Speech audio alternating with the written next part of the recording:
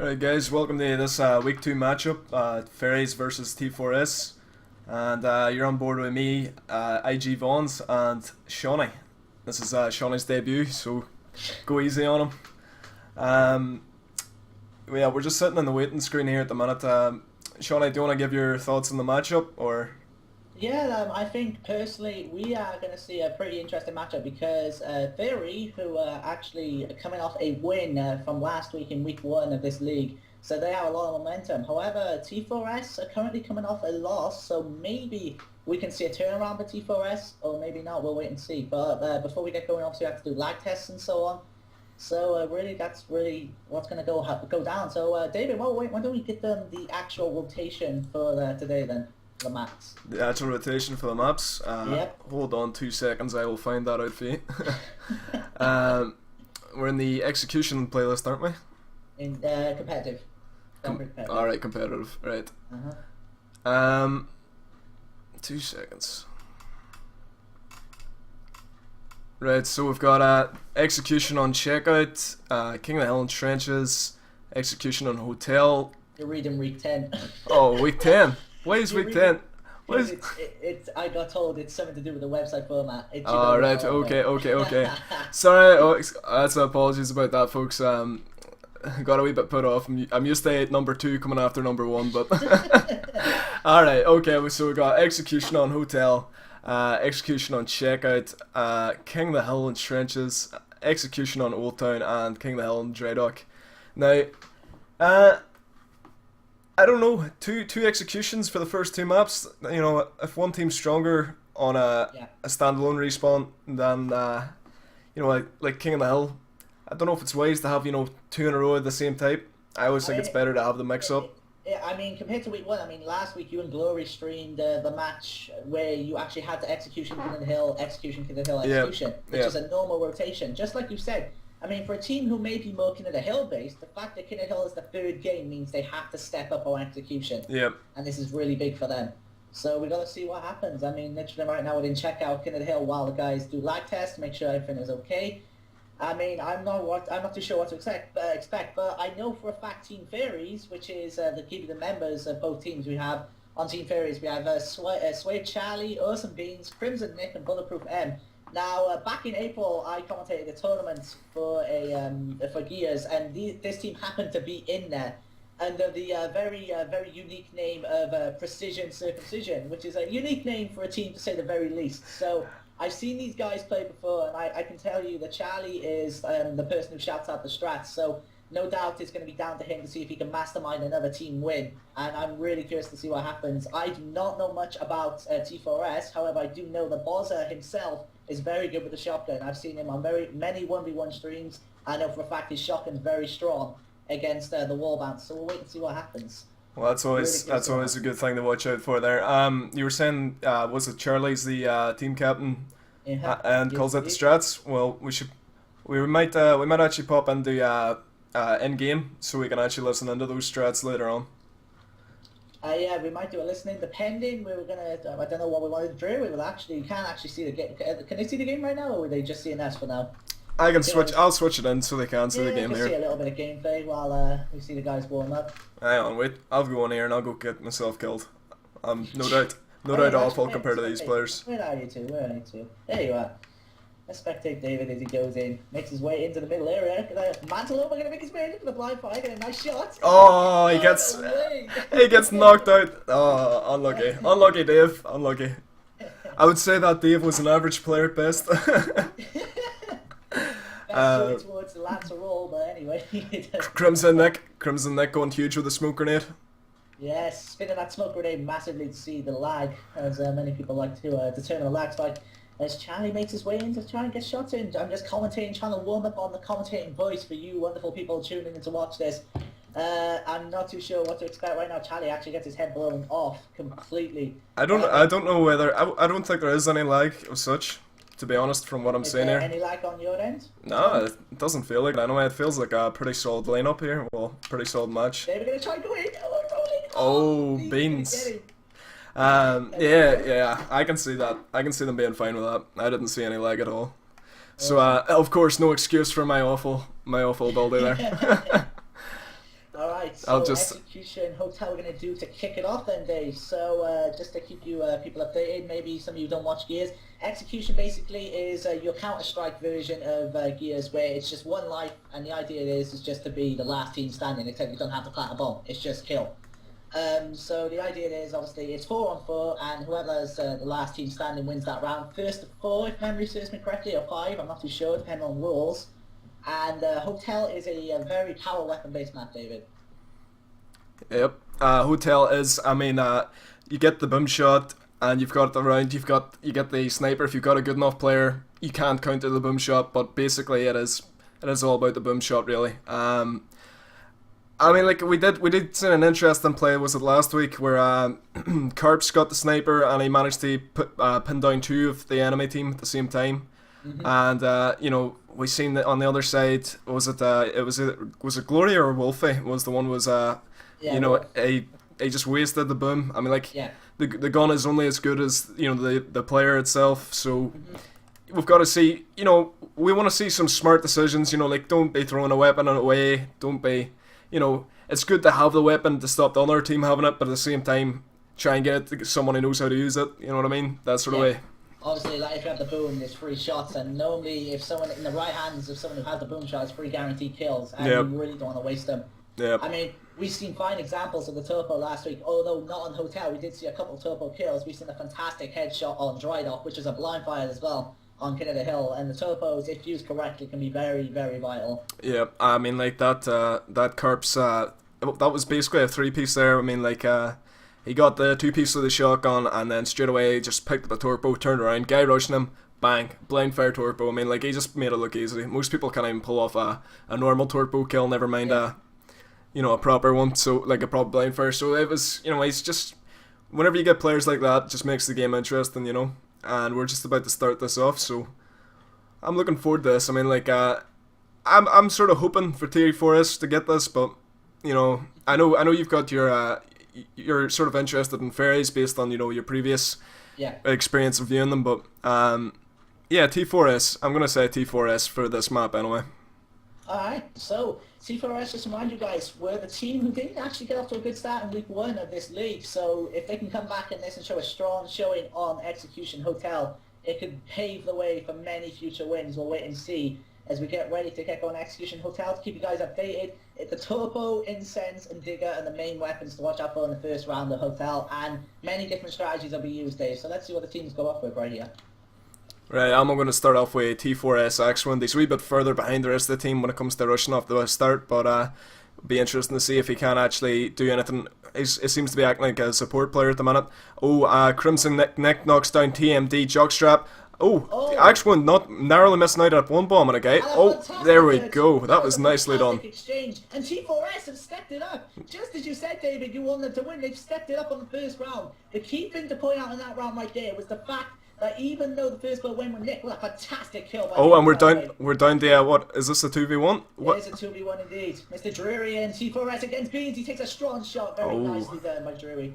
But the key thing to point out right there is that even though they had first bloods, that is fairies, T4S pulled it back with 2 nice kills in the insane area, just showing that even if you go a man down, if you can step it up at the right place, you'll always bring it back. So this is the boom round, and no doubt now priority will go towards the boom shot at the bottom half of this map. Yes, that was very well played back, but at the same time, I'm wondering whether some of it was just luck, because, I mean, like, the way one of their players just stepped out in front of one of the T4S players. And he goes down. Fantastic smoke. I think Charlie threw the smoke, which got the stun on Drury, allowing him to get a kill, and Bozza gets the Atlanta kill, but the boom is with Charlie. So let's see if Charlie can now put the boom to... X1 taking a lot of shots here, trapped in the corner. Right. Good support from his teammate. Awesome. Beans takes him down. And it's 2-on-2. So Beans has the boom, Beans has the frag, not the frag, apologies, meat shield. Bulletproof has the boom, he just used one, I believe, right? There's 2 shots left in there, maybe 1. Not too sure. Bozza has sniper and frag, and if you can use the sniper well, my goodness, they look good. This is always an interesting thing, you know, when it comes down like a 2v2, 1v1, and it's a boom shot versus a sniper, you know, that's whenever some interesting plays always get made. You know, at the end of the day, if you choke with a boom shot, that sniper's gonna have your head. If you miss that sniper, chances are that boom's gonna have a wee chance to push forward, and the closer that boom is towards you, well, the more chance you're not gonna be leaving there in one piece. We'll just say that. Yep. I mean, what do you think? So let's look at the O's and B's right here. He's just sitting on the corner outside the spawn. What do you think he has to do right here, Dave, to try and maybe force the advantage towards his team? Do you think he has to push or what? What do you think he should do? Well, if he can keep him distracted, that's one way of, if he can keep the pressure off the boom, so the boom can actually push up, because as you know, trying to take one of them long distance shots with the boom, it never works out well for your team. If I was him, I would try and keep the pressure, knock it. Oh, he's incoming frag here. Nothing come out of it, but yeah, sorry. Yeah, that's only one frag gone, but I don't know if he's still got another one. But if he's remember, he got the frag kill on Charlie, which got him to drop the boom when he threw it down the stairs. Yes, that's right. Well, the thing is, if he can get the pressure to get, if he can knock forward a wee bit, take the pressure off his teammate, and keep the sniper a wee bit preoccupied, then that gives the boom chance to push up. Once that boom pushes up past the halfway mark, he can just fall back, or he can push in. You know, it's either way. But once he's close enough for that. Oh, both of them on the right-hand side here. That gives Bulletproof the chance to push in. Yeah, they could make the push right here. Could Bulletproof. But I mean, no doubt. How vital, in your opinion, right here, David, is communication? Because when you die, obviously, you have to make sure you're spectating the right angles, giving your teammates every exactly. How vital do you think that is to a team winning? Well, at the end of the day, the more you know, I'd say knowing where the enemy is half the battle. If you don't have a vital communication line down, you know, at the end of the day, you're going to get either sneaked up on, you're going to get a power push done from behind, and there's a boom. Positive to the boom. Now remember, after pickup rules in effect right here. Oh, the perfect shot by Bullet. Oh, that was a well played set by Bozza there. Bullet still has a boom shot, so they can't be too aggressive. He can't afford to waste boom. I think he just used all his boom. I mean, Bozza now only has a sniper. That's an interesting place to be sitting too. I mean, like, whenever you got a sniper checking you out from the right and someone trying to lance you down from the middle, he's going to have to push this lancer, if you ask me, because... he could aim up and push the boom! Unlucky. And look at this, Bozza now trying to show now I know for a fact this guy in 1v1s with a shotgun is very vital. And he's getting hit pretty bad, and Bulletproof might get the down here, but look at the cover fire coming in by his teammates. If he gets a mate shield, yep, there we go. Oh my goodness. Bulletproof lives with the slightest bit of health remaining. How about that? Fantastically done, the 2v1 situation. And this is coming down to a brilliant sudden death here. The pressure is on because at the end of the day, you know, T4S had a very strong first round there. Fairies are going to want to try and bring that back because remember, well, this is competitive, so this is first to 4 as opposed to 5. So at the end of the day, every round counts, every single round.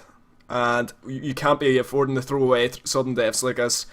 You know, if T4S get away with a draw here, you know, they're happy enough. But at the end of the day, Fairies, they're trying to make every round count now that they're down a round. I would say in the situation that Bulletproof is just in, to pull out a stalemate in that situation, a 2v1 where he had to hit his shotgun, he had to hit his shots. To be able to pull out a stalemate in this situation, very well played to him. But they've got to remember, in the digger round, which is coming up next, they lost to T4S. So maybe we'll see a change of strategy right here. That's exactly it. But, they're just holding off for the sudden death here. But I gotta give it to Bulletproof. I mean, well played into the 2v1 situation. Maybe Jock could have got some nice shots on Bulletproof a little bit more, but he got the meat shield at the right time, which saved his life, and he essentially saved the round for his team right there as we go to round 3. Yeah, I'm sure a lot of his teammates will be congratulating him for that too. But they're going to have to start thinking about how they're going to play this, because at the minute both teams are sort of playing very similar, and how they're matching up sort of player for player at the minute. You know, depending on how these next few rounds turn out, depends on how they're going to change up their strategy, if you ask me. The table right here, 2v1 and Bulletproof just got knocked out. Unbelievable. The beauty of that was, Bulletproof went for that kill, yes, as you just said, Dave, but he got Oscar Mike. There's a trade between Beans and Bozza, and that was very well played. The advantage right now. Fantastically done, though, by T4S. Yes, T4S once again on the torque round, once again showing them Fairies what their plans are. They're well ahead, and end of the day, we've got one of the Fairies here trapped in the middle. The majority of the T4S players outside, but TMD's given up the position. TMD doesn't realise he's behind them. What's going to happen here? Oh, trade! I don't believe it. So T4S have stepped it up again on the digger round, and now who would have thought this? Fairies won 3-0 comfortably last week, and T4S actually lost 3-0 last week. So they're stepping it up right here in execution.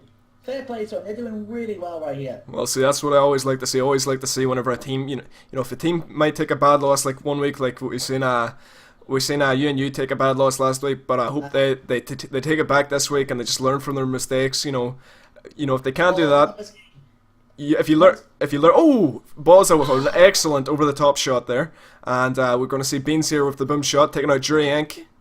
Oh, Bozza using the nades. Yes, Bozza, if you can see when he's down, you can just chuck a nade in there, guarantee kill, but Bozza's in a fight. Bozza takes out Bulletproof. Bulletproof with a very impressive shotgun too, but he's fighting Boom at the minute, and he's got a teammate with him. They have to know they split up, but they stay away from that Boom cluster. What do you mean Awesome Beans has to do? Oh, that's what he has to do. As a player, I say what you mean he has to do, but doing stuff like that is very vital. 2-on-2, he still has Boom, and he can get this kill, can he? Oh, he didn't push hard enough there now. So this is a 2v2, yep. Yes, it is indeed. Yes, we've got a sort of a small glitch with my counter at the minute. That's telling me it's a 2v1, but it's just the sort of the setting's not updating correctly, so could just be just one of them minor Gears of War bugs you get now and again. Yeah, it's still 2v2, and the key thing to point out right here, Bozza has a sniper. I mean, the major things part, Bozza and Beans, who are both still alive, have been the main slayers for their team right now. Bozza has 7 kills, Beans has 6, and an execution match to even have 7 kills at the end of 5 rounds is quite insane. So just to let you, giving you an idea how well they're doing at the moment. So to answer your question here then, Dave, Beans is almost, if he had got sniped right there, he would have gone down. Beans has Boom. What do you think he has to do right here to try and force the kill? To try and force the kill from Beans. Well, he's doing a good idea at the minute in that he's pushing the sniper. He's made the sniper choke, but he didn't push. He didn't push off the objective there because once the sniper's missed a shot, that's when you push hard. I mean, like, yeah, he's going to pull out a shotgun, but you've got a boom shot, you know what I mean? He did just shoot a boom. Beans is now out of boom. He did shoot a boom towards the sniper area. Oh, Bozza's got eyes on the... Oh, Bozza had eyes, but he's given up. Yep. Oh, Charlie. Charlie's going to pay the price for that. I'm not sure of a lack of communication or miscommunication. I can predict Beans going down very soon. I mean, like, once you get a fast pistol on someone trying to run away, they don't usually last very long. Well, I mean, I'm not sure what happened there. Beans is trying to... Oh my God. That was pretty much a 180 turnaround there. Actually, just took him out. Yet again, T4S doing excellent. I would say Fairies are doing brilliant here. They, try and actually keep him up round for round, but they're just not. It's just T4S is just showing through. It's every round's been close. It's not been a walkthrough for them, but T4S has just got that fighting edge every round. The point right there though is I'm not sure what Beans and Charlie were hoping to do because Charlie went in, but Beans seemed to be confused. I think that was a lack of communication there. Yeah, and Charlie goes down to Drury. This could be T4S going 4-0 up against the team who won last week. And what an accomplishment that would be. As Bozza gets the down on Bulletproof, but he gets down from behind by Nick. Look at Nick going in right now, but he gets down, and it's going to be now. A lot of action happening over in that corner. Beans just sitting back. Beans running away. He's got Torpo here. I'm hoping he's making things happen with this. Oh, but he misses. Oh, I can't see this ending well for Beans. Oh, there it is. Who would have thought this? The wise words of Dave said T4S to win, but to win 4-0 with the momentum they had from last week, which was pretty much nothing, is pretty damn impressive. My God. Really well impressed by T4S right there. That was, yet again, like last week, maybe not the same sort of, efficiency as Envy, but definitely showing how a good team operates. Like, they just working well together all the time. Really not, letting each other lose each other, in terms of flanks and that. There was a couple of instances there where a player would turn around, give away up a spot, but, there was some brilliant plays there. Some brilliant plays by both teams, like say Bulletproof. But Bulletproof only getting the 1 kill in that matchup, but it was a 1 kill that mattered. You know what I mean? It was a saving round, but at the same time, whenever you got playing against a player like Bozza, where you go on 8-3, and especially it's 7 kills in the first 2-3 rounds. That's what you call making a difference there. I mean, the key thing is just pretty much what he said. I mean, Drury has 7 kills, only 900 points. To give you an idea, that means most of the kills he took, but didn't belong to him, but it didn't matter. Yep. I mean, as long as you can get him for your team. I think we're switching hosts now. Yeah, it looks that way. T4S, and we will go to a very surprising Canada Hill Dry Dock. Now we will see if the Fairies can strike back on a game mode that we don't know if they're good at yet, so we're going to find out right now. What do you think, based on what you've previously seen of the Fairies team? I think I've seen him play Canada Hill Dry Dock, in fact, that I mentioned in the April tournament, but I mean, is it not execution checkout? Based on... Oh, wait, I might have got it confused right here. Yes, it is. I apologise. See, I was the one looking at week 10 this time. We're both doing it. We're both doing it. Yeah, it's execution of an execution match. So I'm very curious to see then if T4S can step up after that phenomenal first match. I would love to see if they can step it up again. And sorry, did you say this is T4S's host now? I believe it is, yes. So wow. The advantage will go to them, no doubt. And after a round like that too, you know, you only see it going one way, but at the same time, you know, maybe we're going to see fairies. Maybe they were caught unaware there. Maybe they're just going to they've got a new game plan. Maybe they're just better in checkout. We don't know. But I'd say this is going to be a close one. I'd say this is going to be a 4-3 to T4S. That's what I would predict. So execution on checking out, this is a very, in my opinion, is a very tight map that most people like to play free at the platform in the bottom area of the map. Yep. And then one-on-one a grenade. So I'm really curious to see who goes to the 1v1s and who goes where and who can make it count, because T4S had it all scouted and done for Hotel. That was fantastically done by them. Yep. But you know, sometimes it is wise to even send two people the nades if you're badly losing. You know, like if the three man on platform just isn't working out for you round after round, sometimes it's wise to even have the 2-man. You know, the 2-2, so you've got the support from both sides. You know what I mean? Because 2v3 is enough to hold them back from the power weapon. But you know, 2v2, you're winning the 1v1 area unless the one person is incredibly clutch. Mm-hmm. So you know, you've got the nades. And then you've got the players pushing the flank too. You know, it depends on how your team's playing. You know, but you've got to change up your strat now and again. You can't just stick. You know, you can't stick to the one thing. If you ask me. Yeah, I mean, again, with checkout, it's just similar to Hotel, where they spawn swap each round, which is the key thing to how teams set up. So the first round on checkout is always, if memory serves me correctly, it's always Digger. Frags are always stay frags. So frags are going to be the biggest thing in both rounds on the wall. But it's Digger, which swaps with Sniper in between both rounds, and I believe Ink swaps with Incen. So, I mean, it's all to fight for in the platform area, hence why it's normally 3-on-3. Yeah, that's what I'm saying. There's a lot to fight for, but at the same time, if your team can't play aggressive enough, or if your team, you know, is just losing, you know, if you split up in the threes, like if you split up in the 3 and the 1-on-1s, and you're losing, you know, sometimes one team have a lot stronger players than another. But at the end of the day, it's how you play as a team that wins the match, not, you know, the individual strength of the players. You know what I mean? Yeah. No doubt. I mean, the key thing to point right here is will the Slayers step up on an execution man? We've seen Bowser get 8 kills on Hotel. Now he has to step up again with his team. No doubt. I'm sure he may be able to do it or maybe not. I'll send you an invite if you don't have one, Dave. Radio. There's an invite waiting for you. And yeah, I mean, it's very, very key for the people who step up in the first round to keep their consistency going. And we will find out. Because Fairy, I don't think expected to be 4-0 in any way whatsoever. I mean, for a team who's just come off a 3-0 victory from week 1 to go into week 2 and all of a sudden lose 4-0 in the first match, I mean, that's a big, big difference to your momentum. And they've got to step it up right there. But this is the first time they've been up against the wall. So maybe we can see Fairy pull something out right here, because it's the first time they're losing this season, so maybe we can see a comeback. Maybe. We'll wait and see. Yeah. So, just waiting on, I believe, Charlie's in here, Nick's in here, Bulletproof's in here, waiting on one of T4S's team to join. Memory serves me correctly, it's Jock. Yes, Jock. We're waiting on Jock to join. Not sure where he is right now, but I mean, I'm really, really curious to see if Fairies can step up, because like I said, it's the first time as far as I know based on this season that they've gone 1-0 down, and especially when you go 1-0 down to a 4-0, which we saw last week if memory serves me correctly as well, Dave. It actually destroyed UNU, because Envy went 4-0 up in the first match on execution, did they not?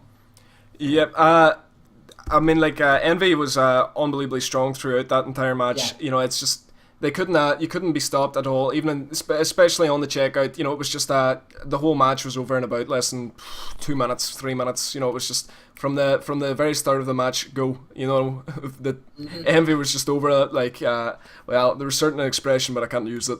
But Envy was all over it. You know, and it'll be interesting to see how actually these two teams actually play in this setting. No doubt about it. We will go now to execution, as we said, as we've been talking about for like the last 5 minutes while we wait for the game to start checkout, and I'm really, really curious to see what strategies the teams will come up with here. Who's going to play the 1v1s, who's going to be at the 3v3 support, and so on. But we'll wait and see what happens as we get ready to go is we wait for the teams obviously to swap. I believe Paul's team stay bottom because you don't need to swap, by the way. Shawnee, I'm gonna wait. Is it which is Fairies gonna be in which team? Cog or Locust? Fairies were on the Locust team last time, so one would assume they'd go towards the Cog. Right. So because Boz's team, which T4S actually played on the Cog. So yeah, I would assume that. Who our team Fairy, Ben, to let you know, is basically the COG team. The blue team right now are Team Fairy, the red team are Team T4S. So the blue team right now got to step it up against the red team on checkouts. So this is really curious. I'm really curious to see what happens right here. As I'm not sure what we're waiting for. Shawnee, should we swap over so I can do a listening on the Fairies? If you would like to, if you want to do a listening, by all means. Go Yeah, we'll do a wee listening for the. Spectate again, because when you there we go. Yeah, we'll do a listening then on Team Fairies, and we actually the best thing is we will get to your strategies now for Team Fairy because they've got to step it up. So no doubt they're going to be very, very talkative about this. So yeah, we're going to see where we go from here. So now I have to turn on my stream so I can actually hear it. So this is going to be interesting. Right. So I'll just turn up the voice a wee bit more even because this is very quiet, shall we say. Yep. Not sure what we're waiting for the starting. Someone may have nipped out somewhere for a few seconds and so on. We'll see what happens.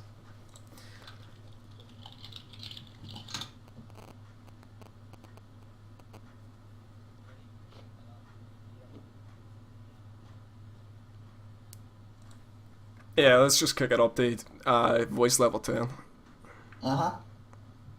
So, here we go. Well, I get to go in. So now I'm going to be quiet. So along with Dave, we're going to have a little listening. And I'll stay in between rounds because we can talk. So we're on Skype and on Xbox Live High. So we can actually hear what they're saying. And then we can talk about maybe what they could have done to improve. So yeah, let's go from here, Dave. Let's see what happens. Really curious to see what happens here.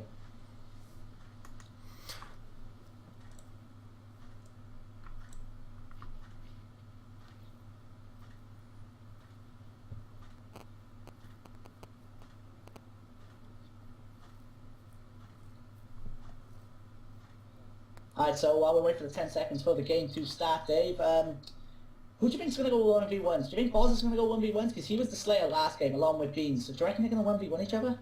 Yeah, I could see it happening, or maybe even Bulletproof because of how Bulletproof was holding himself. But you know, we got a problem. Jock has no weapon. Oh, now he does. He's good. Yeah, it was just a delay start there. Are you in game chat, by the way? Yep, I think so. Yes, you are. You have them. Can you hear them? Yeah. Okay, sorry. I'll shut now. Right.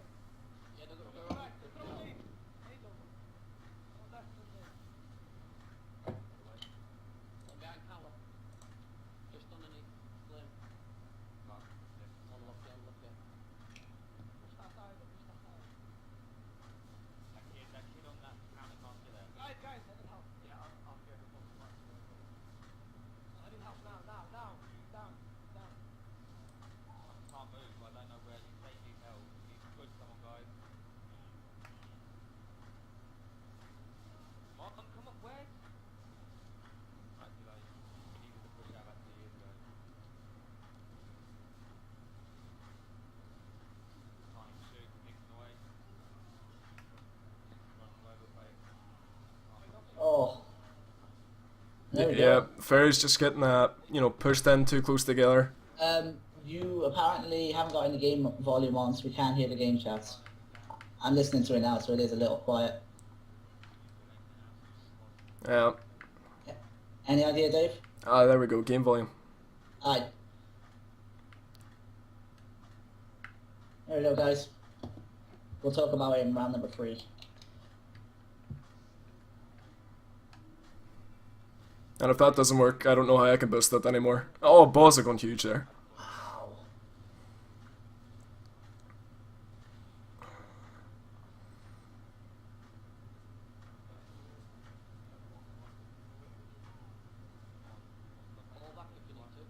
Are they actually talking on the COG team? Because I'm listening to the stream right now, but I can't hear them. See, I can hear them. I can hear them through my headphones, so I don't know how it's going to. All right. guess the listening thing's kind of, well, like I said, this is like obviously it's our only second stream. It's our second only stream, so we're still trying to learn the kinks and so on. So this is something we wanted to do, but Yeah, well, I was hoping they show like how they were communicating that, especially because it's interesting to see how teams react to being in the dirt, shall we say, if being 1-0 down in that. But I can just about hear. So if I hear anything interesting, I'll pass it on. But there's a lot of sort of urgency in their voices at the minute. That you can tell they're feeling the pressure of what's going on at the minute. But what I love as well about the whole competitive side of things as well. So when you down someone, you will hear everybody scream down, down, down, because you have to hear it like loud and clear. And Yep. you got to make sure of it. I mean, when you're down someone, you got to literally you hear most of the time all the team go down and down. Nick now has the sniper. yeah, I'm gonna follow Nick. I want to see him make some plays with us. Come on, Nick. But we used to always say like the days COD 4 and Gears of War 1 and Rainbow Six Vegas. That's whenever I did a lot of my competitive playing. Was something important. You have to say it at least 3 times because if you miss even once, you know what I mean. No excuse. I mean, no doubt. I mean, Charlie's actually down right now. Yep, he gets back up. Will they just down? Okay, he's back up. Oh, bulletproof goes down. Oh, I mean, no doubt. I mean, the downs right now are going towards Locust. They've got a beautiful setup right here, which allows them to give so much crossfire that the cog can't do anything about it. See, the fairies are getting I think their problem is they're getting too pushed in together. Oh, Nick goes down. Jariri aimed the nade perfectly arched over to the platform. He didn't kill Bulletproof, and somehow Charlie gets the kill. Would he get another kill? Shots going in right now. Go on, Charlie. He needs to hit this. Charlie hits him. Big shot. Jariri's in big trouble. And he gets down because of the crossfire by his teammate. What a fantastic play and teamwork right there by Jock and Jariri. Brilliantly done. So we got bulletproof left. Really well played. Yeah, bulletproof wants frags, but they're not there for the taking. He's trying to snap pistol down. Oh, what a down! If he gets this mid shield, he is safe. Oh, jockstrap, just him and jockstrap left. This is going to be interesting sudden death here. We've got T4S 1-0 up, but we've got bulletproof again, and who was in the 1v2 in the last map. 1v2 again. Will he make the push this time? I'm really curious because I think, as much as I think his feeling is he wants to push, but he doesn't really want to throw away around right here. It's a horrible situation to be in because you get that anytime you're a player. Anytime you're a player. Yeah, exactly. Oh god, got a cough. But yeah, that's the beauty of it. I mean, pretty much what you said right there. Do you have that decision to want to push, or do you want to just save the round and maybe prepare for round 3? You know what? It all depends on how confident you are as a player. Because if you feel that you are stronger than the other player, most of the time you will beat him. But at the same time, it is a lot to do with how you play it. If your play style doesn't suit a 1v1, don't go for the 1v1. Just hold off. But if it was yet again bulletproof doing brilliant to hold back the 2v1 scenario. Indeed, I mean the stalemate, which is a shame. But I mean, no doubt, as hats off again to Bulletproof, and again showing that snub pistol, if used effectively, is very, very vital because he got shots to the head. Now, give you guys a little statistic right there. I think it's 5 shots to the head with the snub pistol as a down, plus he had an active reload, and plus the fact that Jock was on the other side of the map. Really well played by his team, obviously, to tell him and by Bulletproof to pull out the pistol. But here we go now, by the platform ensues. Look at the strategy, the look is the player. Yeah, look, Bozza gets down. I think what happened to Bozza was the same thing that happened to me all the time. He tried to go for a wall bounce and he just rolled into the cover. I gotta give it to Bozza though, considering he went on his own to platform. Yep. His team went free of grenades. For him to even pull out a kill out of that situation, very fantastically done by Bozza right there. Bozza yet again 5-2. He was going 7-2 by this time last time, but yet again leading his team. So I mean, 3-on-3 right now. Frags in the hands of the Locust. Now will they be able to use it effectively? We will wait and see. As Nick just trying to get some Lancer shots. I mean, in this situation right here, the Locusts are spread up in a pretty much a diagonal line based on the overhead map, same as the COG. But I mean, it's a matter of seeing if someone gets down, then if someone gets down, we make that push. Who is going to make that push right there? As Incense, apologies, being picked up by Nick right now, and they are a very vital weapon after the few updates that have been done to them on Xbox Live, Dave. Yep.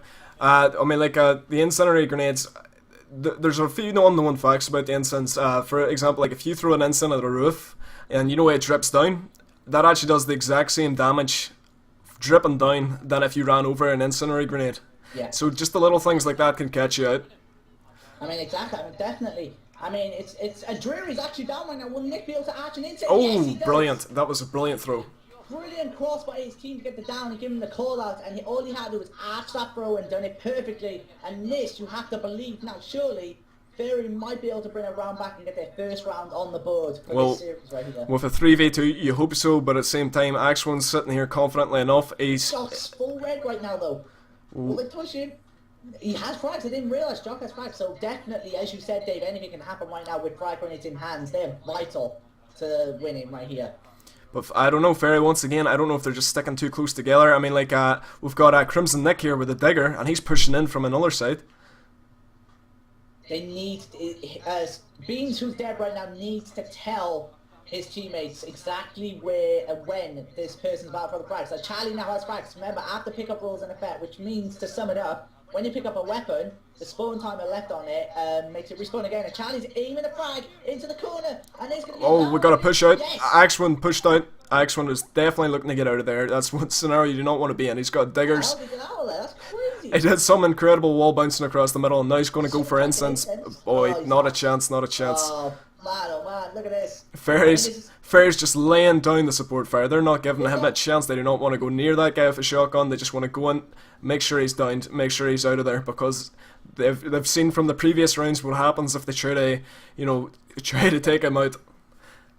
But well played there by Fairies, no doubt, and they put their first round in this matchup, series altogether. I mean, match and series. So maybe the catalyst to another round win. We'll wait and see as we go to round number 4. I mean, like, this is what I was saying. I was predicting what 4-3 at the start of this matchup. I'm gonna maintain that because this is looking extremely close here. Oh, Nick goes down with over the top wall bounce, and oh Jay, oh Jesus, that was very well played by his teammate there. Very well played indeed. Now, let's give the people an idea. So some people will watch this might not realize why Drew didn't get the kill, and it's because of the execution rule, which means that essentially when you down someone, you have to pretty much be up close to kill them. And there's a down right here, and I gotta give it to the Fairies. They're stepping it up right here when they need to. Yeah. No doubt about it. And Jock's in big trouble, but he'll be okay. But Axwound is also behind cover. I mean, what do you think Bozza and T4S have to do right here to bring this round back? Well, it's a hard call. I mean, like, Bozza's clearly showing him he's looking a wee bit aggressive here at the minute. He's wanting to win it for his team, but he's trying to push around, trying to see what the best angles are, and that is what a large amount of what checkout is getting the right angles on the other team. But once they've got control of platform, you've got to know what to do with your actual gameplay, because of the power weapons, like you said, that are based there, and Fairies, of course, being a lot more aggressive with their lancer and pistols. Oh, wait a minute, Axe is behind Nick right here. Can he get shot in? Now remember, the 3-down rule is in effect, which means... Oh, Nick goes down. Oh my god. That was too close to call. Too close to call. Look at Axe right here. Guarantee kill. Good night. Now, let's give the update to people right here. Some people don't know what the 3-down rule is on execution, Dave, so why don't we update them on what that is right there? Right, so well... Axe has been down twice already, so what happens if he goes down one more time? Yeah, basically, if he gets shot down, so his health's fully red again, instead of going down to the stage where they're on their hands and knees, like you just seen, he's gonna just go straight away and die, as if it was, like Call of Duty or something, he's just gonna drop out straight away. And we just missed, in fact... I saw it, but Bulletproof had a phenomenal fight with Bozza at the near entrance to the electronics. He got the headshot, and he's back to 3-on-2 towards the COD now. Ooh, I'm going to have to keep on board with Bulletproof here. Fairies once again in a similar circumstance here, and they definitely don't want Axwin getting out again. So how are they going to play this, I wonder? They have ink, and no doubt if they can hit the ink stun, it's a guaranteed kill. And they have frags to pick up when they respawn, and they have respawned. Beans is no doubt telling Charlie to go and get frags right now. Yep, I'm getting deja vu right about now. What about you? Oh look, Axwin once again pushing out the middle, yes, and he's playing smart. He's trying, but... Oh, by his teammate too.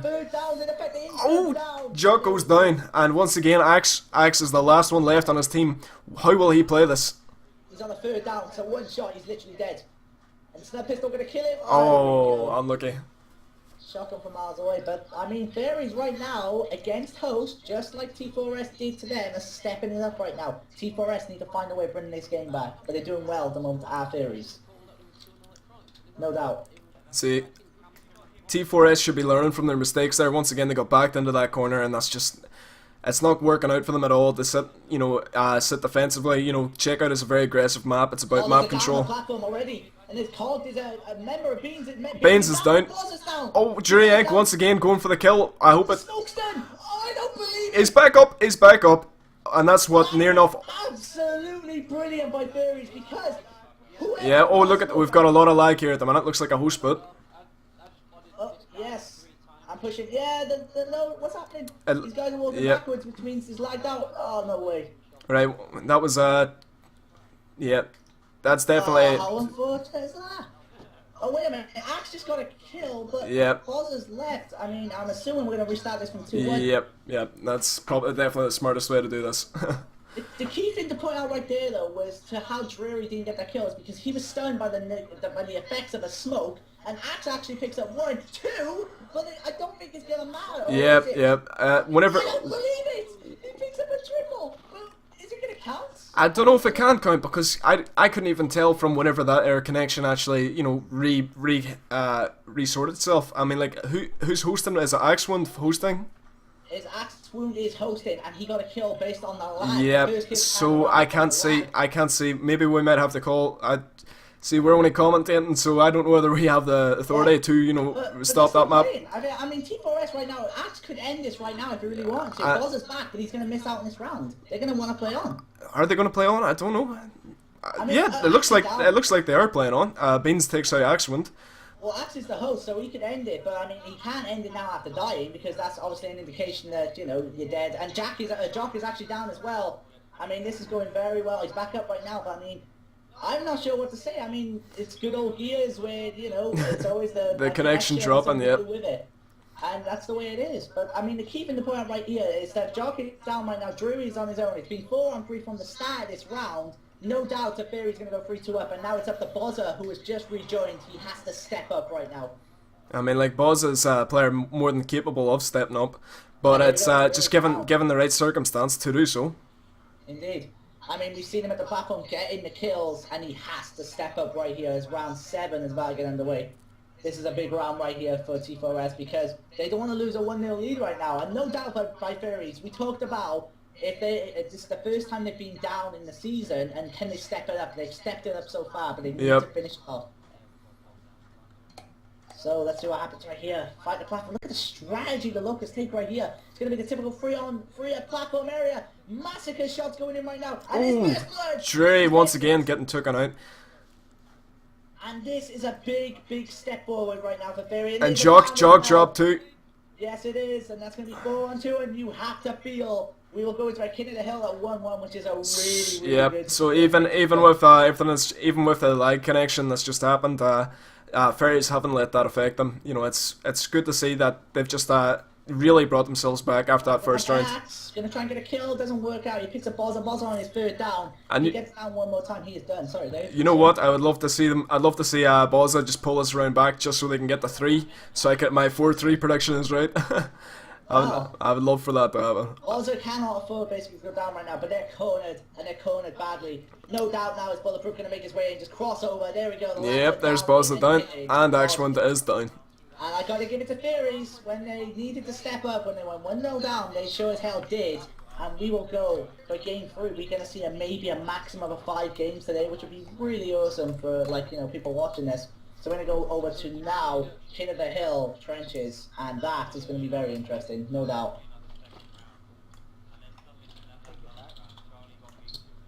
So Trenches, to give you an idea, first hill is always on the motor hill, and no doubt about it, it's a chaotic map. Oh, Trenches, me and Trenches never got on. Why? Because of the horn, which indicates the dust. I don't mind the sort of the horn and the dust and all the rest. It's more. God damn you, Axe. Axe hasn't ended it. All right, okay. Yeah. So basically, we're gonna just go to another map, but Axe forgot to end it. I don't even realise he was host. It's gonna be interesting to see how T4S react to this comeback, because I mean, like, end of the day, after such a strong first game mode for them of going 4-0 up, and now we're seeing Fairies have a wee bit of a stutter at the start of the round, but really become dominant throughout, even through a lag, after recovering from that laggy bit. it's going away. I heard to say. I mean, like I said, you know, just because Ferries went down the first round didn't mean that they were down and out. It's going to be brilliant to see now how they play in the respawn game modes, because that's whenever you do see some of the best plays in terms of clutches and that, because you know, the action's non-stop. So it's going to be interesting now. But trenches, I don't know. It's just, you know, I don't know. I don't like trenches in terms of, you know, the power weapons and the actual. I don't know, with a few different power weapon switches, I'd say trenches would be a far better map. But it's just. I don't know. It's not the most exciting of maps to play. Well, we're about to find. We're waiting on, I believe, Charlie's team to actually swap out. There we go. I believe Beans left. Yes, he did. So he's now going to go and host up on trenches. And let's see what happens as game 3 is about to get underway. So we'll wait for invites. So I'm really curious to see what happens. What is? Have you got any predictions about this, or? Honestly, Kid of the Hill, based on what I watched back in April, in regards to Charlie's team, Fairies, I do believe, I think, my prediction is right now the Fairies might be able to step it up, but obviously not to put down T4S, because you can't just put down a team you haven't seen play before, because we don't know what their strategy is going to be on trenches right now. I mean, like the likes of Boza going huge there, the past 2 maps, it's always interesting to watch him play, so. Well, how will he play when it comes to you know, the likes of a respawn game mode, where he's allowed to, you know, free reign, play as he wants? Yeah, but this is the thing. The Slayers have to step. No doubt the Slayers have to step up in King of the Hill, because respawn timers are in effect all the way through King of the Hill, and obviously sometimes you have to wait 15 seconds to respawn, and it's obviously map control, and the Slayers have to step up in a King of the Hill match. Yep, that's exactly it. I mean, like, you always see the poor support players getting dominated in terms of deaths, because, you know, you'd be constantly seeing spawn switches and just people constantly coming up behind the Lancers and just constantly getting them one-bomb shotguns in, but at the same time it's a role that still has to be played. You still have to try and maintain and hold the map control as much as you can. It's going to be interesting to see how the players decide to play it. I mean, like, I hope this is a really close map, you know, just so we can edge this game out as long as possible, you know. Make use of the lovely WGL streaming time, you know. Yeah, of course. Then we'll actually get all the games as much as we can. We're still waiting for an invite from, I believe, Fairy's side of hosting. No idea how long that's going to take. Hopefully it doesn't take that long. But we'll so what about the WGL? What about the YouTube commenters? What do you reckon? So, but I mean, Ben, who's actually watching this right now, is in the chat. He actually said it's a good watch, and I completely agree. I mean, it's always nice to see teams that step back after going 1-0 down, especially after being beaten 4-0 on the first map. Teams that step up and actually, like, come back, and I've got my invite right now. But I mean, no doubt Fairies now have to try and show their King of the Hill power as much as T4S have to. So I can't wait to see what happens right here. Let's see what happens as we get into the game. Dave, do you have an invite? Yeah, I'm still waiting on my invite, so drop me a quick one. There we go.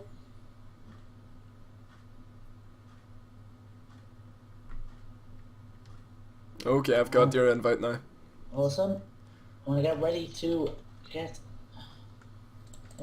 go on to trenches.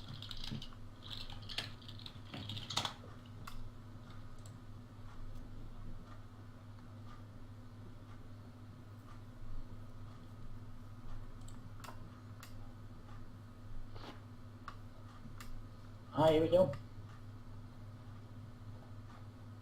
Man, oh man. Great to hear that the I-46 Cup's going pretty well as well on the other side of WGL. I mean, unfortunately, the only reason we can attract at the moment as many viewers, because many people are actually many people who watch this from WGL are actually playing in Call of Duty I-46 matches, if memory serves me correctly, because they are going on right now. So yep. That's the way it is. But I mean, I'm looking at the I-46 Cup right now, and it seems to be going really well based on the article and people's results. So anyway, let's get back to gears. We're going to get ready to go onto trenches. I'm really curious to see what happens right now. Oh dear. Alright, so we're going to go onto trenches, waiting for Beans to swap it over. Here we go. Let's get it going. Get the spectating option going.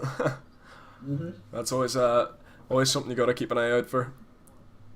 Right. Many people who don't know are not used to spectating don't actually forget to actually push down the right stick to spectate, but there we go. It happens.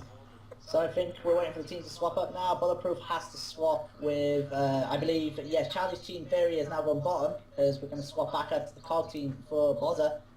So a true fact right there is that only the COG teams won. Whichever team has been on the COG has won. The Locusts haven't won a single match right now. So maybe it's Locust time to shine as we go into game number 3. We'll wait and see. Well, it's going to be interesting either way. I'm going to enjoy, just a nice change of pace from the execution matches. We're going to be a lot more action-packed now. We're going to see just non-stop action from here on out. Well, unless one team gets completely spawn trapped or something, which you can't see happening on trenches, to be fair. So here we go. So do you actually know some strategies that teams do towards setting up on trenches? Well, you get your standard, 3 towards the nade side and 1 going up towards Digger, but you got to change it up in terms of like how the other team's playing. If the team's playing too aggressively, they're too good on the offense at the start off, because of course the first 10 seconds of the match sort of dictates how the next 3 or 4 minutes is going to be played. So sometimes it's wise to do a 2-2, but 3-1's pretty standard. Immediately now we see T4S going straight for Digger through the Digger tunnel right here, which means they have a cross, but they've just given Beans frag grenades, and if he can use that well, then no doubt it's going to force a hill change. And well, Beans is up beside Bullet Marsh, and they've got them pushed well forward back. Right yeah, Bullet oh my god! Jockstrap playing huge there now, and Bullet. Wow, T4S just went completely in on the first hill. And of course, King the Hill, the first 10 seconds is very important to dictate the pace of the match in terms of who's going to be dominant. So, like I was saying earlier, I'm thinking T4S to have this. And no doubt, T4S right now with the first hill is the set for King of the Hill. No doubt about it. It's all up to the first hill, in my opinion, based on momentum. But and look how well set up T4S is right now. We've got Boz up the top too, and they've got the players well set up. Unbelievable! And yeah, to make reference to your setup, no doubt about what a fantastic setup they have. They have top cover, they have mid, they have left, they have right. This is a really, really nice setup. T4S already 42 ahead to nothing. Ferries had not had one chance to come back from this yet, and they're going to have to wait for the next hill here. Next hill is though. Ferries have the setup. Yep, Ferries got the next hill, but have they only got one person? No, sorry, they've got 3 people in. Oh, full team.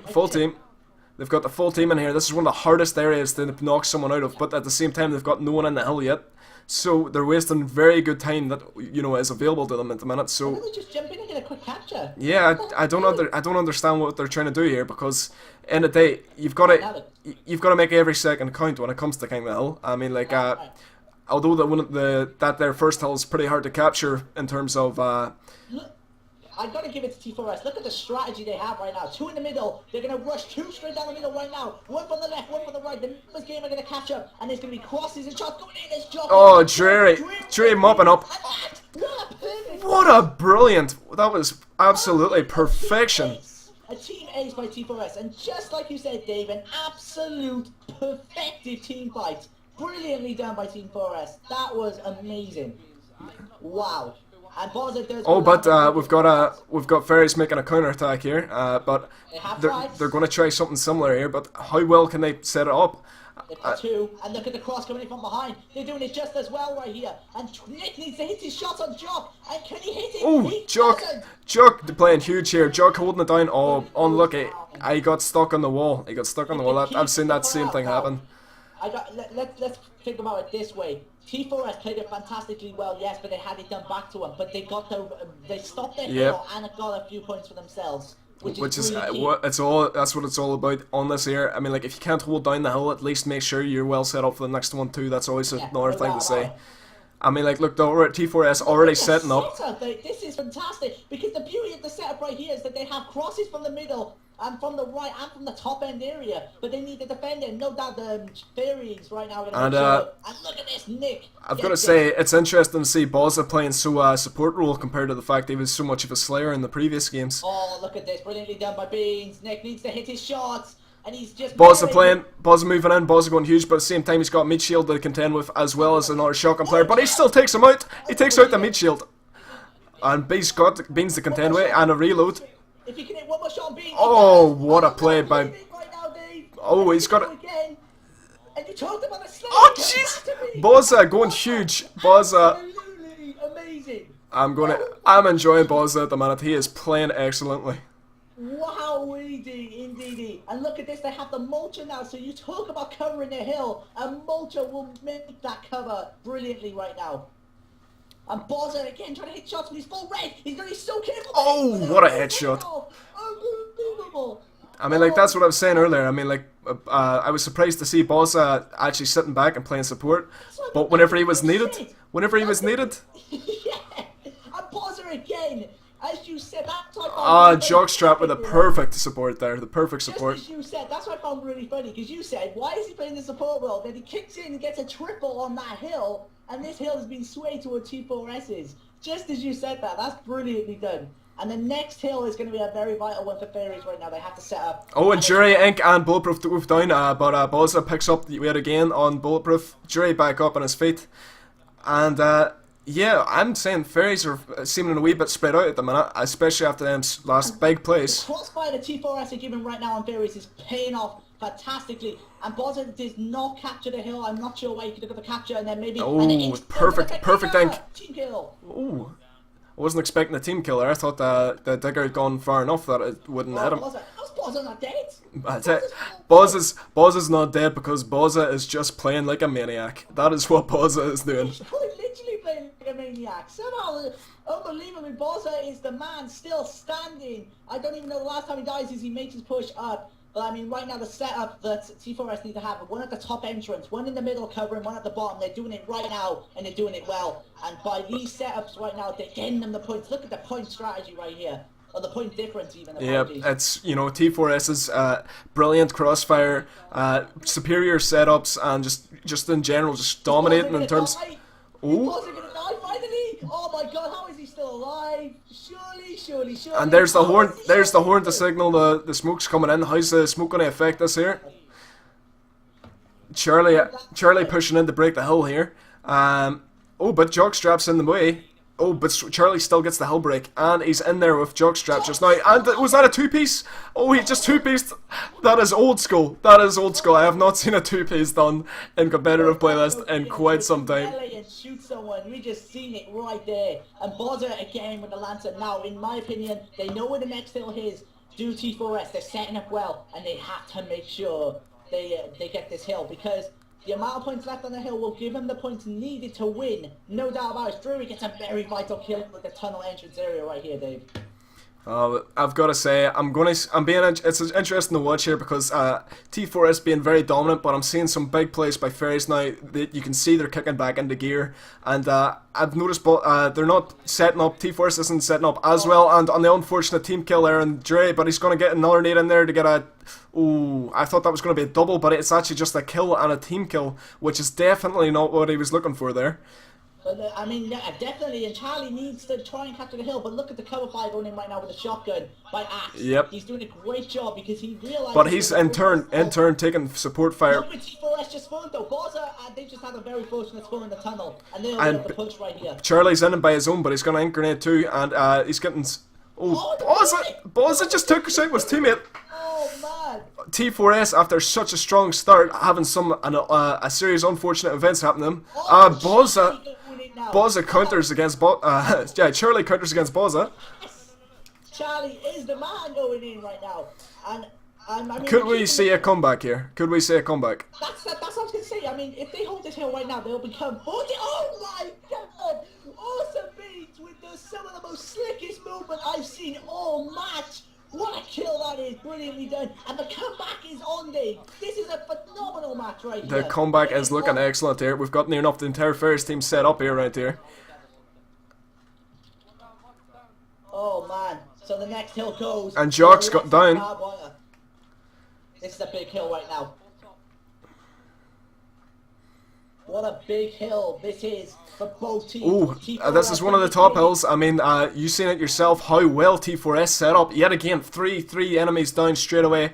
One of the other players going for the ink grenade there. Yeah, Bulletproof going for the ink. He's the only last man left. Has the rest of his team spawned yet? No, he's still on his own. So Bulletproof is Bozza going to set up on the top again? It'd be probably wise for him to do so, but the rest of his team has just spawned. It's a cheap kill the more. He doesn't need to set up on the top. Do you know why? Because they need his slaying skills right here. Because there's going to be a guaranteed push, no doubt. Because Fairies have to make something happen. Because, in my opinion, T4S have won this match if they win right now. If they do end up winning, it's because of the setups on their hill. And Charlie gets a kill, but he gets taken out by a motor. And then Locust won it, but Bozza gets a Superman. He's on full weight, and surely he's going to go down. I do not believe he's still up. That is the most insane wall bouncing I have seen in quite some time. Shot goes in, and that's got to be it, surely. That is brilliant. That is absolutely brilliant. But we've got two or more pushing through the middle here. But is that Dre Inc? Yeah, Dre Inc coming in from behind them. And Jockstrap, oh, just the one left. They're looking like this hill. They're looking like this hill is well set here. We've got more guys coming across the middle. Oh, he just shot his teammate. Oh, but he makes up for it with an excellent Oscar Mike. I don't believe it. I think it's just so set up. Well, he's so pumped up that he's just shooting everything. He doesn't care. He doesn't care what colors he's flying. See the single movement of someone who's down. He shoots it anyway, and it's his own teammate, and then he pulls up through with his own headshot. Bozza just stepped it up for T4S, and they need one more match now to go and get 3 points back. I'd say his overall score would have been a lot higher there if it wasn't for the team kills. What a match though, Dave. My God. That was an excellent match. I've got to hand it to Ferris too. That was a good comeback there, but just T4S, once they had the top hills there, they just set up too well, too effectively. Just Ferris didn't have a chance once they had the setup going. Plus Bozza, when he was on fire, he was on fire. And, you know, you've got to give props to Jockstrap too. 16 kills, that's 3 more than Bozza, but at the same time, a lot of that was the frag grenades and that. Some brilliant Lancer plays. And, of course, a couple of shotguns too. Alright, we are going to switch hosts right now. Obviously, back over to T4S's side. And they need to win this match to get a win after they lost last week. This is a big match for them. We will go to execution on Old Town. And this, in my opinion, is a really good map for an execution because there's so many different strategies you can do, just like any execution map. But Charlie's team, who won the last execution match on Checkout, had to win right now. This is a big, big match. Will we see a Game 5, only the second ever game to be streamed on the WGL TV live stream on Gears, and what a pleasure it'd be to have that done. I cannot wait to see. It's definitely a great debut. I mean, like, close game is always a brilliant thing to commentate over, a brilliant game to watch. It's, you know, we've already started to see some brilliant plays. I mean, like, for those of you who are just joining us, I mean, T4S, they took the first map. What was it, 4-0? 4-0. And then, 4-0. 4-0. I mean, like, the match was that looked like they were going to set the pace for the rest of the game from that. But Ferris pulled it back. What was it, 4-2?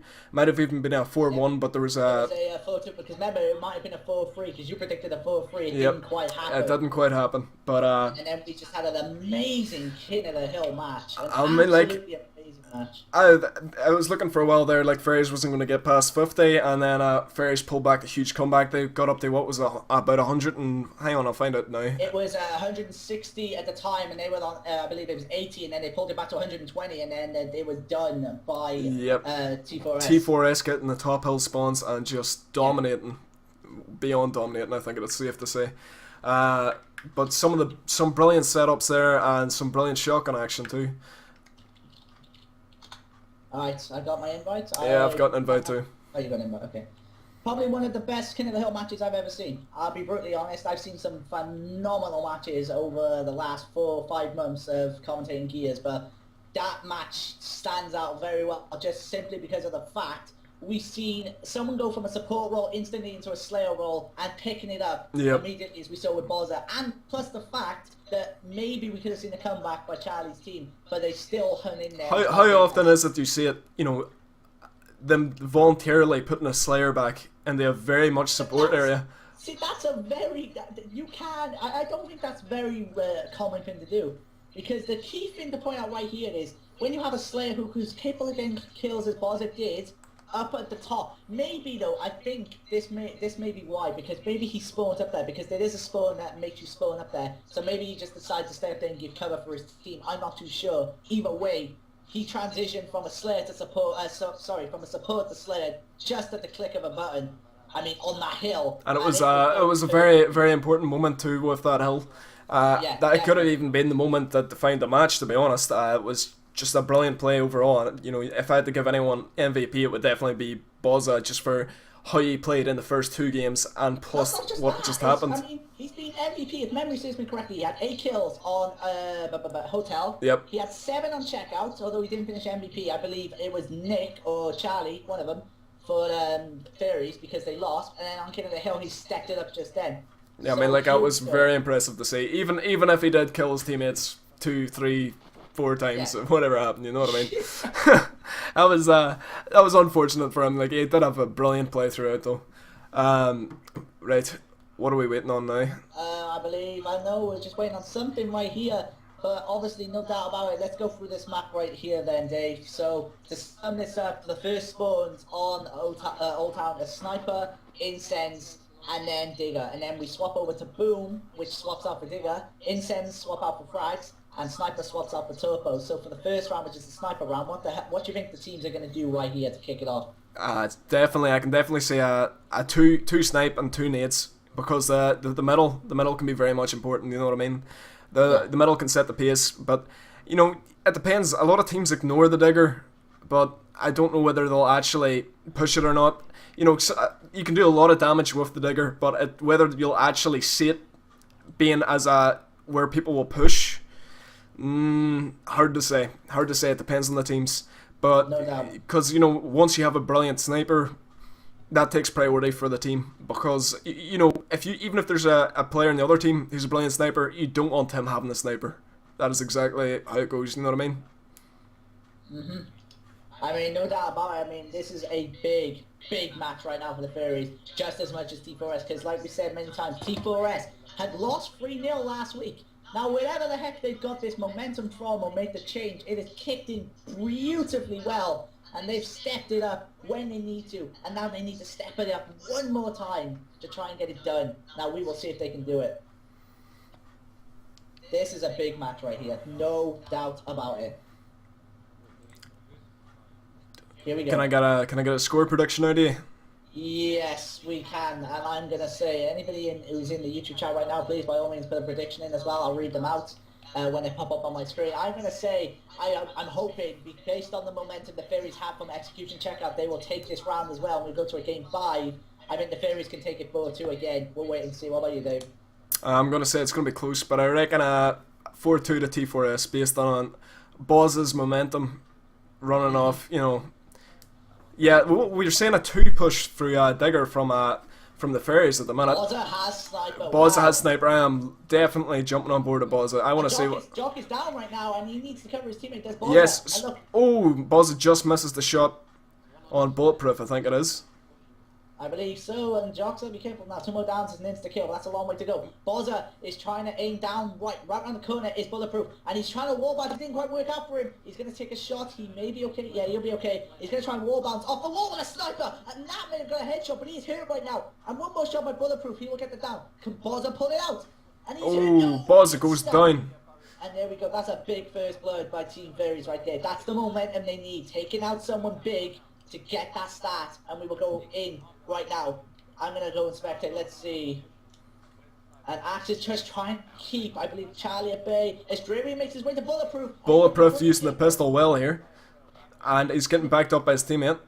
Now remember, we see Nick going for the Digger, but is it wise when he's taking that sort of fire? I don't know. We've got enemies in the middle here too. Axewind is on his own, I do believe. Axewind falling back to the spawn here.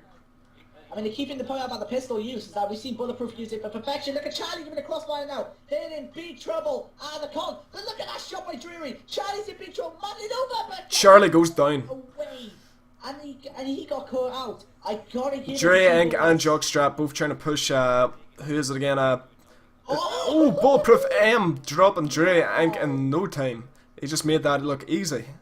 He did indeed, and now it is a big opportunity right here.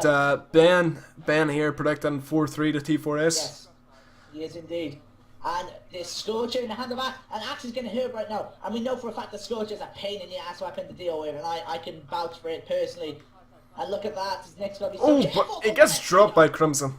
damn digger that is, brilliantly done. And it's all of the Jock, who is so close to going down. The Fairies, in my opinion, have got the perfect start to this match right here, Dave. Maybe is he wise to drop a sniper? I don't know. We'll I've never seen this man use it before, but I know if you've got the capabilities, it's brilliant for dropping one or two people, but all three, you'd have to be confident. Oh yeah, damn right. But he's gonna look at the strategy right here. They're crossing from middle. Yeah, he was dropped. And there we go. Brilliantly done right there by Fairies. That's the start they need to bring themselves back into this series, but they got to keep it up. The boom round now is a big round because everybody, apart from maybe one-on-one in the middle, will go towards boom. Yep. Let's see what happens. Yep. I'd be very interested if someone actually went to the Torque instead of middle. I mean, like, the Torque is something you can do damage with. Very undervalued, in my opinion. And look at this, we actually are seeing someone go to the Tug. So it's going to be a free Tug pickup right here, the T4S. But I think they're going to force the boom. Bozza once again picking up. Oh! No! He stunned his own teammate. Bulletproof threw it in, tried to stun Drury, stunned his own teammate. And in fact, now Drury has stepped it up with a double boom. Oh, that's big. That was really big place by T4S there. I mean, the wall bouncing right here. Oh, my perfection God. round. All four done. I mean, I couldn't even follow the right players there because it was such a strange setup they done. Because once you said that he was going for Torpo, I tried to jump on board to try and see what was happening there, see if they were countering. I mean, they're keeping the point out right here. Friendly Fire, now we know for a fact that Ink stuns. Friendly Fire was in effect because of the Ink. And I believe a lack of miscommunication, or just maybe a bad throw, stunned his own teammates and got him blown up by the boom. And this is a big fight right here now. Bozza once again on his own. Oh, Bozza goes down by Crimson Neck. Dre Inc stepping it up though. We should have stepped it up a lot last round, and once again he is picking it up for his team. We just saw the numbers game played perfectly though. We saw Bozza got taken out because of the number game 2-on-1, but we also saw Charlie go out to Drury because of it, because it was 2-on-1 in mid. This is why I love Gears of War execution or anything in general, because the tactics between each round is always different. And no doubt the communication is got to be on point. So let's see, Digger and Sniper. We got a Digger in the hand of Axe. Can he make something happen? Nick has the Sniper right now. I see Nick. I noticed Nick making some important plays earlier on, so I don't doubt the man can snipe. But oh, very unfortunate. That was I think that was a neck shot. That's making a push right here, and Drury's in big trouble. Drury is stuck on Spawn against Beans. Now this is a big fight, but he's got his teammate on his way right here. Bulletproof's on the way, and he's gonna try and get it. Oh, Beans takes him out. Beans on full red, but it didn't work, and now that's called using the number game to perfection. 3-on-2, and Axe has to hit this kill right here now, Dave. Yeah, he does, because if he gets back to his teammates, that's a 3v2 you do not want to be a part of. Oh, but he's getting cross from middle right now. But look at the cross coming in from the top. I mean, this is so many. This is the beauty of it. And then we see Nick and his teammate falling back to the very bottom too. So yeah, sorry, I was about to just say we've got to see an interesting gameplay here between top versus bottom. You know, there's three different paths up to the top. What way will they decide to push if they do want to, you know, make a move in?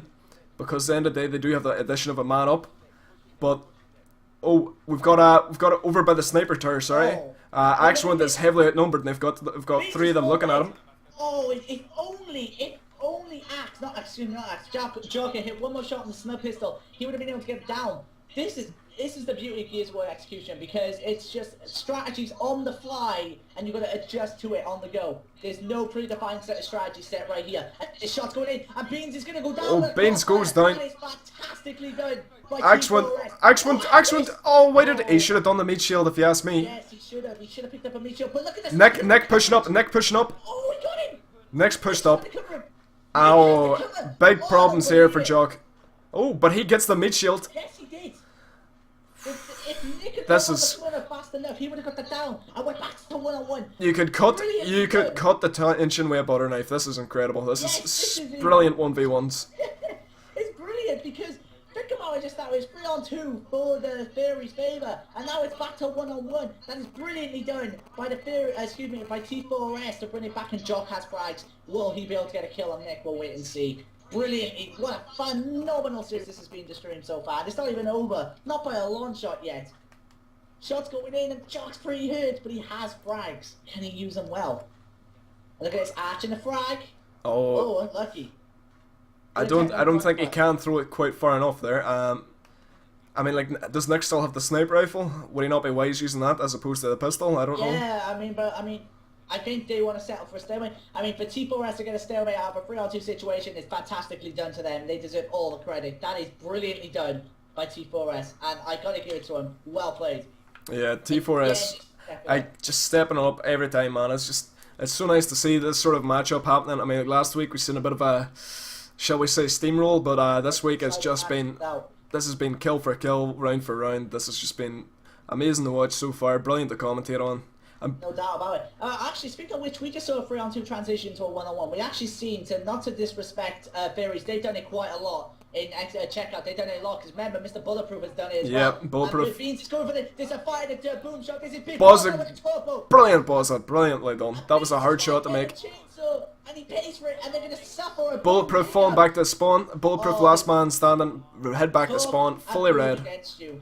There's not much you can do right here. Oh, I cannot see this going well for Bulletproof as much as I want it to.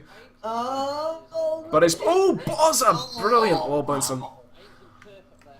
And just like that. Incredible. I tell you. T4S just every time just stepping it up whenever it's needed to be done. Bozza, he's not going as big and huge as he did in the first two maps, but he's made some very important plays. Trey Inc, we've seen itself with the boom shots. Yeah. And the grenades, just amazing, brilliant. The key to point out right here is, as you said about T4S stepping up, they made that round stalemate last round because they knew, in my opinion, they could win the boom ramp. They won the boom ramp the first time, they've done it again. They go 2-1 up, and the Digger has been a free pickup for T4S. Look at the cover five. Look at this brilliant setup here they've got against. Oh, but they still drops Bozza. I was not expecting that. I was expecting Bozza to win his 1v1, and then the cover fire to knock out the teammate, but. Fair play to the Fairies, they stood in there, and now they've got the advantage of having a sniper. But this is the third time they have the advantage. Drury's full red right now, he's going to make the push. But they have to maintain this advantage. Charlie's down, and Drury's stuck. How is he not down right now? I do not believe it. Drury lives, they're not going in. Surely Beans has already been knocked down twice.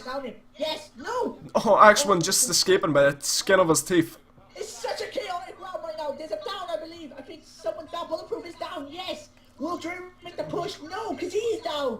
And this surely has to be the round that the Fairies bring it back to 2-2. Surely 4-on-2. They've got to do it. This is big right now for Axe. Axe is in a big situation. He has to hit his shots. And look at this. He's going to make his way up to the top end area. And he's going to be hit pretty badly by Beans. But he didn't really take a lot of damage out of that, surprisingly. And Jock is trying. One more shot, he goes down. And that was a very careless push by Jock. And now Beans is going to get crossed. Not Beans, Axe is going to get crossed. And we're back to 2-2. Not the best result there for T4S. I mean, like, there was a lot of, I don't know whether it was just overconfidence from the round before, but there was a lot of just people pushed in whenever it was a really bad idea to do so. I mean, like, 3 of them in one area and then Drury Inc. just pushing in. You don't want to be doing that when they've all got their lancers out, because the 3 of them just drop you in no time. This is the key thing right now, Dave. Now remember, every time the boom rounds come around, we've seen T4S win because of Drury's push, and he just goes for the boom, no big deal. Now Beans has to win this fight. He's going in against Drury. Oh, Drury just excellently, and instantly Nick gets his head taken off too. I'm going to jump on board with Bulletproof, see how he handles this new development. He is over beside Bozza. Oh man, I don't not believe yep, this. I can. Oh, what an unbelievable shot by Bulletproof there on Bozza. But I can just hear, I can hear some of the in-game communications here. They're arguing whether, you know, whether they should be splitting up more towards getting boom or not. But whatever's, you know, I think they're right. They should be putting a lot more focus on the boom shot with maybe even a 4-on. This is the key thing to point out. As we see Bullet trying to fight, he gets taken. And again, the boom shot being the brilliant, you know, the brilliant way of ending it. Every single time Jury's had that thing in his hand, as you just know it's game over before before you even see the final result. But like you said, it's been a 1-on-1 each time. You know, T4S always winning the boom round, and Fairies winning the alternate. So whether Fairies going to pull us back and T4S win the next one, or will we going to see a wee change in position, and we're going to see Fairies do a 4-man rush, stop the boom? This is the thing though as well. Even if Fairies lose this, they can actually go into the next match of the season knowing these strategies that they have. T4S have done it. Oh, brilliantly done. That was over in 20 seconds. Oh, no need, Bozza. I was about to say to Varies, like, it can obviously go into the next game improving if they lose, and just like that, we just scored 4 kills in at least 5 seconds. Yep. And T4S, after losing 3-0 last week, take a 3-1 this week. Fantastically done. Well played to both teams. They put on a phenomenal show for the Gears stream. Brilliant stuff. It's about to say, Ferries weren't too happy about that. I think it's safe to say. Yeah. Well, let's just say that was a brilliant game to watch. Fantastic. No doubt about it. What was the final score then? What did I predict? I predicted 4. It was 4-2. I said it could have been 4-2 to the Fairies, but I didn't expect it to be 4-2 to T4S. Yeah, I voted 4-2 for T4S, so I'm happy enough for that. It should go in. I'm honestly, I will be really honest with you right here. I didn't really expect T4S to win today's match. I was expecting the momentum that the Fairies were on after a 3-0 last week to step up and maybe win, but it didn't work that way. Brilliantly done by T4S, no doubt about it, now showing that they are strong contenders for this season by coming back after losing the first match of their season. They've won the second one, but this is it. This is why it's just a season. Because sometimes you're just not on your game, and other times you are. And at that time, we saw Bozza on his game, no doubt. Bozza really took his game to a new level there. It was it was fantastic to see some of his plays throughout that game. I couldn't have, there couldn't have been much more, close action, tense points there, because I mean, like, so many times there, especially in execution, it would just change between who was on top, and we've seen a lot of sudden deaths there that you wouldn't usually see as much these days, but that was some fantastic plays throughout. No doubt. I mean, exactly. I mean, it was Fenner. The score was 3-1 to T4S, but I mean, the key things to point out here. So let's go for a quick recap. So we went into hotel. You said the T4S were going to step it up. They did. They stepped it up brilliantly well. Yep. But what do you think? Let's go for it. So the key things to point out in each match. So we'll start with Kennedy Hill, because there was only one of them, and the key things to point out were no doubt the setups that T4S had in between each hill. They had phenomenal setups for each hill, and they did it. They had their Slayers kicking in, no doubt. Like I've got to say that throughout. Like, Fairies were making some weird decisions in terms of where they were putting their players. I mean, like, there were some brilliant plays by the Fairies, but I think what they need to work on is their tactical positions in terms of how they line up as a team. Because, there was a lot of moments where, like, one of the Fairies would be walking out at a weird time, a time you'd expect a rush to be walking past, and of course, you have Jury Inc. just standing there, and then Bulletproof just walking out in front of him, totally unaware. Jury Inc. is in a perfect position to take off his face.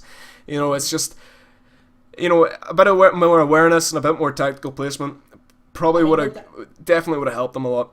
No doubt about it, but this is why it's just a season, because you can always improve over time. No doubt out of somewhere, T4S have found that improvement and they kicked it in on this day, no doubt. But you can guarantee for a fact, and I'm going to bet this right now, Fairies are going to go back, look over this, and let's see if they can actually figure out where they can improve and so on. No doubt how they can make that happen, and they're going to make it happen, I got a feeling. But let's go over the map. So Execution Hotel, we saw a very surprising 4-0 by T4S. I did not see that coming. I didn't see a 4-0 coming, but I thought it would be 4-1, 4-2.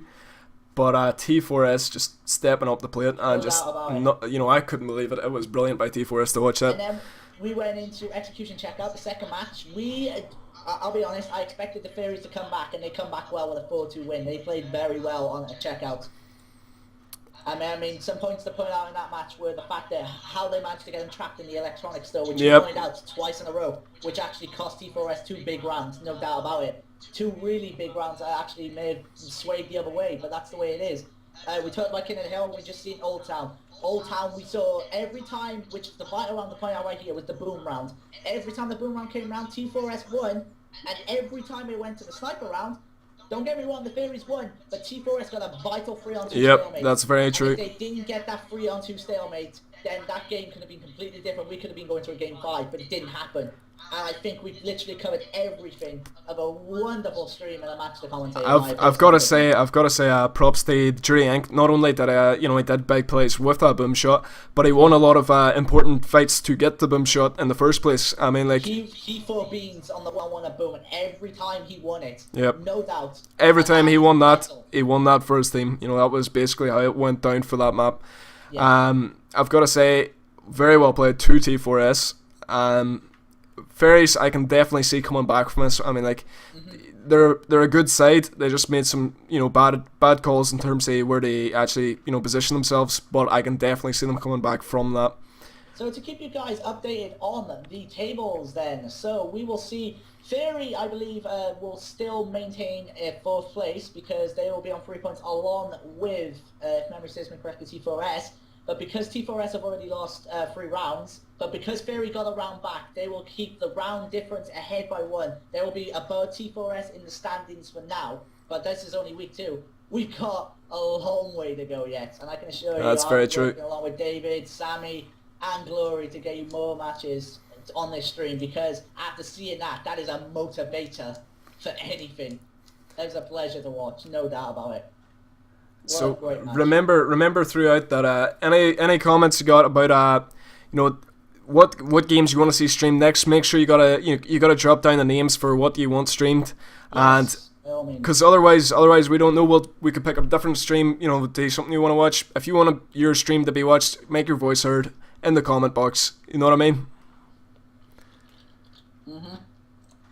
Right, and I think we can pretty much wrap up on that, because that is it. 3-1, brilliantly done by T4S. I've got to say, they stepped up their game very well, and Fairies look like on the verge of a comeback after that second map, but T4S, just brilliant tactical strategy throughout the 3rd map on trenches.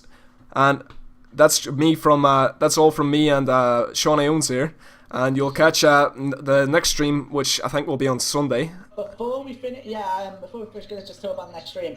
As far as I believe, we are looking to get Sunday, but if we happen to get anything beforehand, we will make sure to let you guys know on the WGL main page, because it's always been announced in an article. Just a little bit of to let you guys know, the I-46 Cup went on tonight. It carries on tomorrow on stream at this same channel you're watching here right now.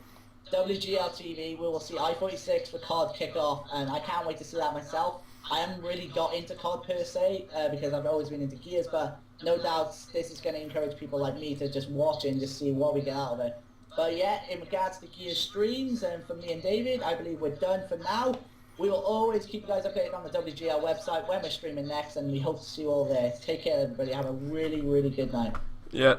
You take care of yourself, guys, and I hope you enjoyed this here show. And leave a comment letting us know how we got on, how Shawnee got on his first stream for the WGL. And yeah, that's basically it. I don't know anything else we can say to that. I think we're all talked out. Gonna have to make a wee cup of tea or a beer here. Yes, no doubt about it. All right. So yeah, it's been a pleasure. Thanks again, Dave. I appreciate it.